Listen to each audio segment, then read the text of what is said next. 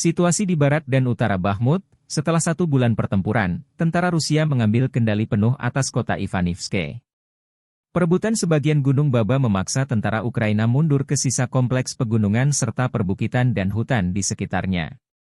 Di sisi lain, pasukan Rusia maju di sepanjang jalan antara Bakhmut dan Chasov Yar dan jalur kereta api mengambil alih beberapa posisi dan mencapai sistem parit yang melindungi distrik Mikro.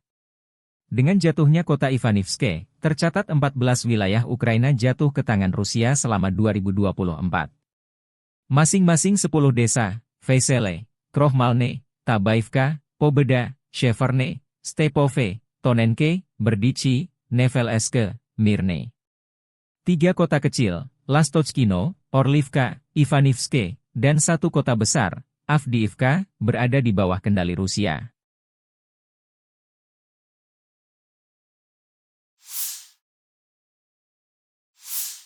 Staf Umum Angkatan Bersenjata Ukraina 24 Maret, melansir Rusia kehilangan total 436.750 tentara di Ukraina sejak awal invasi besar-besaran 24 Februari 2022. Jumlah ini termasuk 990 korban yang diderita pasukan Rusia dalam sehari terakhir.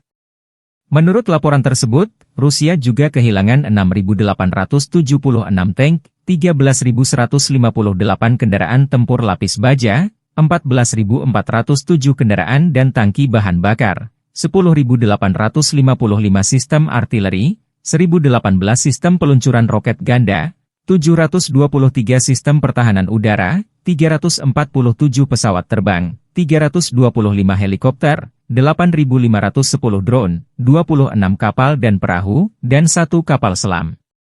Konflik Rusia-Ukraina memasuki tahun ketiga belum ada tanda-tanda perdamaian.